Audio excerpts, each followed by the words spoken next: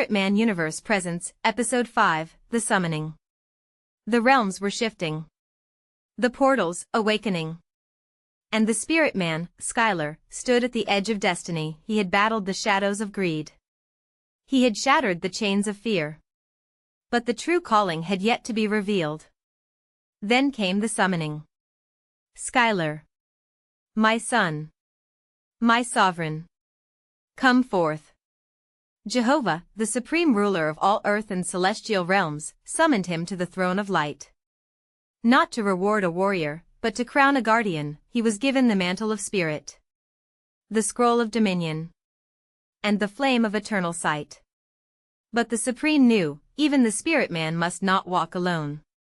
From my breath, I call forth even. She was not born of flesh, but of divine utterance. A helpmeet. A sovereign. A companion forged for the journey ahead. Together, they would cross realms. Together, they would awaken the forgotten.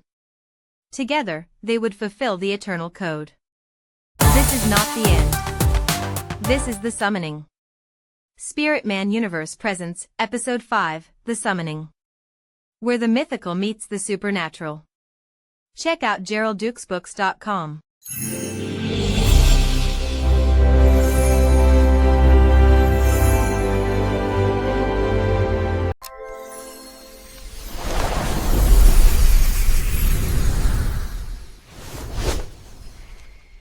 Hi, America and the world.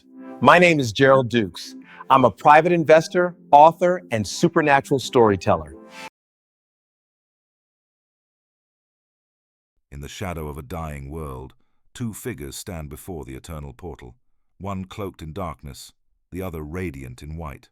They are lovers, protecting both the heavens and the earth realm from enemies, but twin emissaries of fate, Spirit Man, forged in trials of fire and silence, and even his wife, a sovereign of eternal power bound to the light.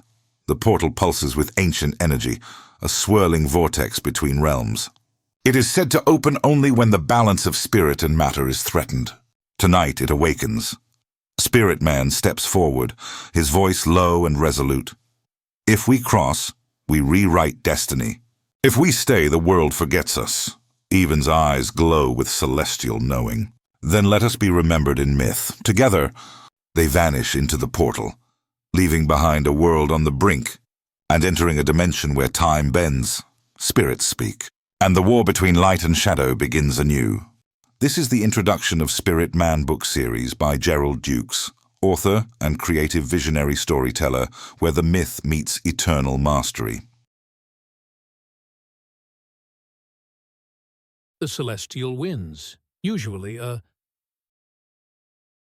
The celestial winds, usually a gentle hum of cosmic harmony, were agitated. A discordant shriek echoed through the ethereal plains, a sound that sent ripples of unease even to the mortal realm. In their secluded sanctuary, a place where the veil between worlds thinned to a whisper, Skylar, known to many as Spirit Man, felt the disturbance. Beside him, his wife, Even, her presence radiating a calm, unshakable power. The sovereign of eternal powers, mirrored his concern. Even her eyes, the color of a twilight sky, narrowed. The balance is shifting, Skylar. Something is terribly wrong. Skylar nodded, his own gaze, usually filled with a playful spark, now serious. I feel it too. It's a darkness, but not one I recognize. It feels ancient, and yet a new kind of malevolence.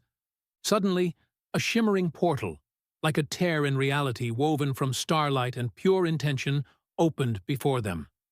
Two figures, radiant beings of light, stepped through.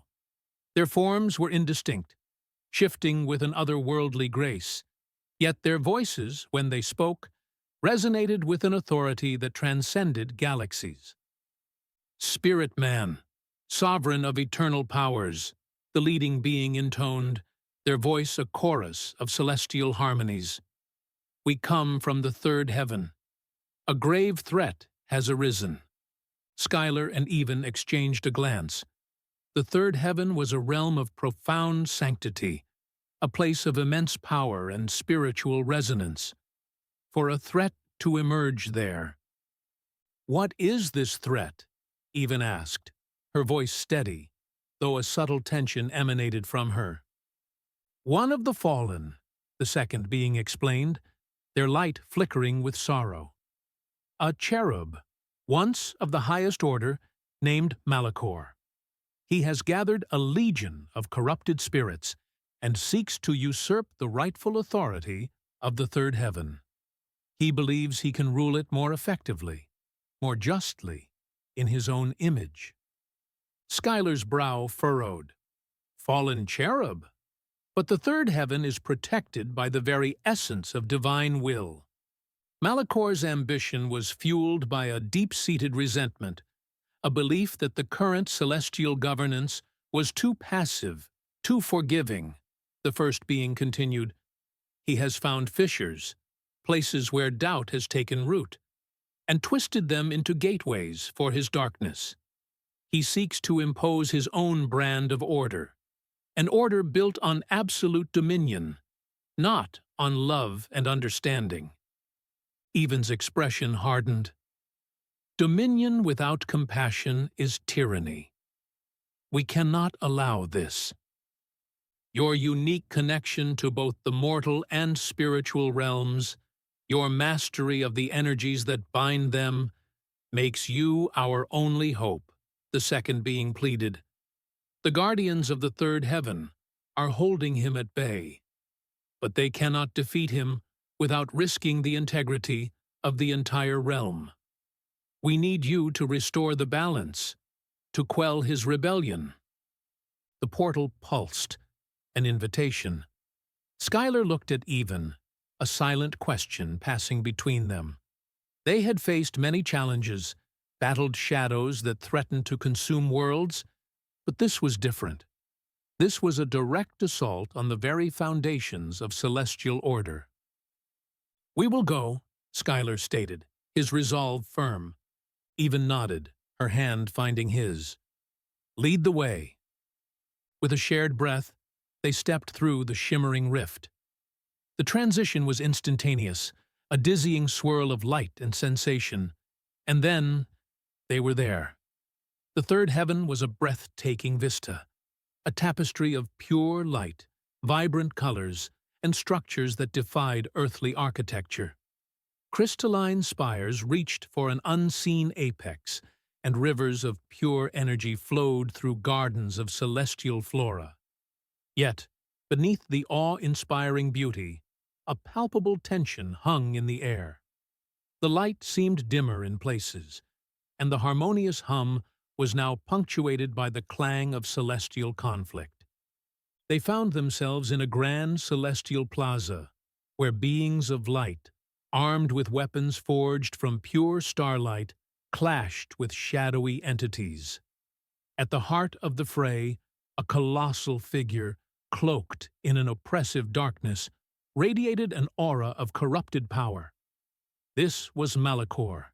His eyes burned with a cold, calculating fury, and his voice, when he roared, was a thunderous challenge that shook the very foundations of the third heaven. "You cling to a dying light," Malachor bellowed, his words laced with venom.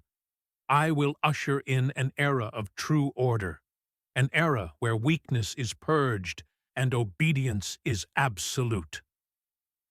The celestial guardians fought valiantly, but they were being pushed back.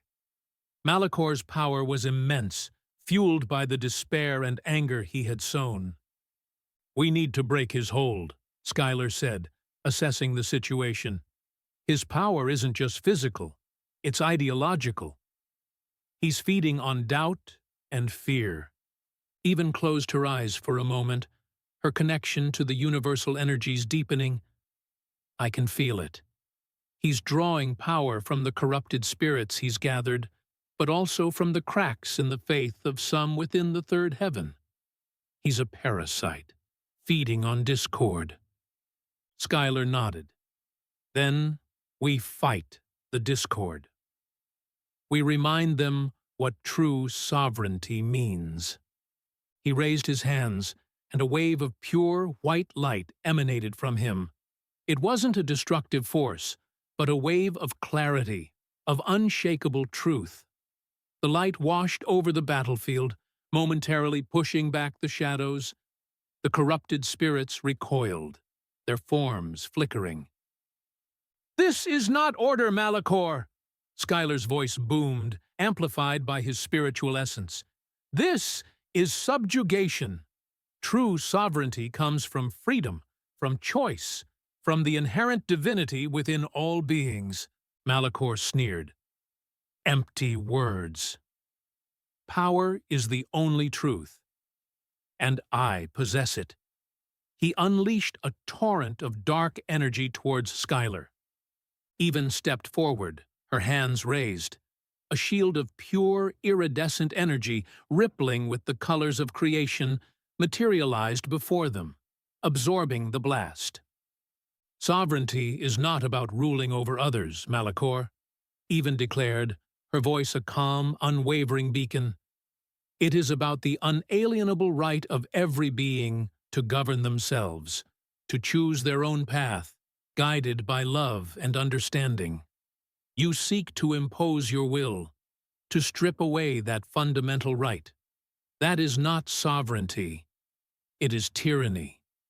She then unleashed her own power, a cascade of pure, eternal energy. It wasn't a weapon of destruction, but a force of restoration. It flowed through the third heaven, touching the dimmed lights, strengthening the faltering resolve of the guardians, and, most importantly, reaching the corrupted spirits. The corrupted spirits, caught between Malachor's darkness and Even's pure light, began to waver.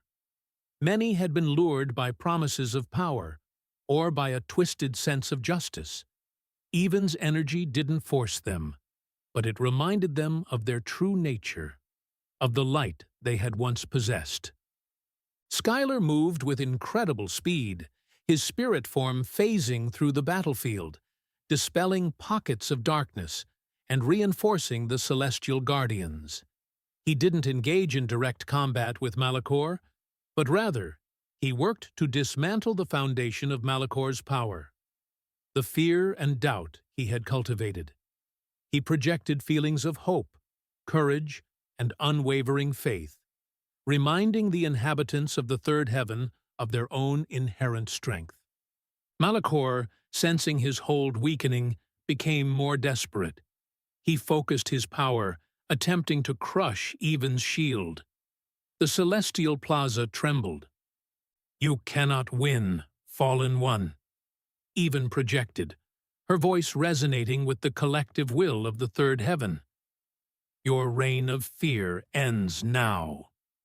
She channeled a surge of her eternal power, not as an attack, but as a profound act of truth. The light enveloped Malachor, not to destroy him, but to expose the core of his corruption, the deep-seated insecurity that had driven him. The shadows around him shrieked and dissipated as the pure energy washed over him. Malachor, stripped of his stolen power, was revealed as a being racked with pain and regret, his once glorious form now gaunt and hollow. The corrupted spirits, seeing Malachor's true state, began to turn away from him, their own forms slowly regaining their luminescence. The celestial guardians, their strength renewed, surrounded the weakened cherub. "Your rebellion is over, Malachor," Skylar said, stepping forward, his presence radiating peace. "The third heaven will not be ruled by fear. It will be governed by the sovereignty of all its inhabitants, guided by compassion and understanding." Malachor, his voice a mere whisper, looked at the beings he had sought to dominate. I sought order." "Order born of fear is a fragile cage," Even replied gently. "True order is a garden that flourishes when all its plants are allowed to grow freely." The heavenly beings who had summoned them reappeared, their light now brighter, more confident. "You have done well, Spirit Man, sovereign of eternal powers. You have restored the balance. not through destruction, but through the reaffirmation of truth and the power of eternal sovereignty. The third heaven began to mend. The dim lights brightened, the discordant sounds faded, replaced by the gentle hum of celestial harmony. The corrupted spirits, guided by the guardians, began their path to redemption. Schuyler and Even stood together, their hands clasped, their powers harmonizing.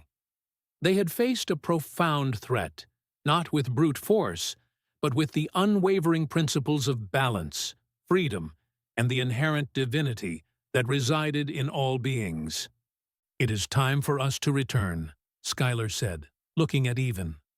She nodded, a serene smile gracing her lips. "The balance is restored. For now." The portal of starlight reappeared. As they stepped back through, they carried with them the profound understanding that true sovereignty lay not in dominion, but in the freedom and inherent worth of every soul. The Spirit-Man universe continued, forever marked by the day they helped restore the balance to the third heaven, a testament to the enduring power of love, truth, and the eternal sovereignty of all. Hi, I'm Gerald Dukes, author, financial strategist, and someone who knows what it means to start with nothing. I grew up in poverty. I know the struggle, the stress, and the silence that comes with not knowing how to break free. But I also know what it takes to rise. My new book, My Journey from Poverty to Wealth, is more than my story. It's a guide.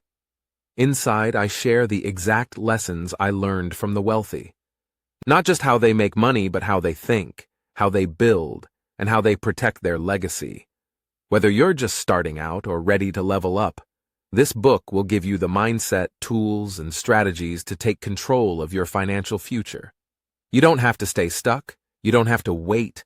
Wealth is not just for the few, it's for you. Let's rewrite your financial story together. My Journey from Poverty to Wealth available now. Visit GeraldDukesBooks.com.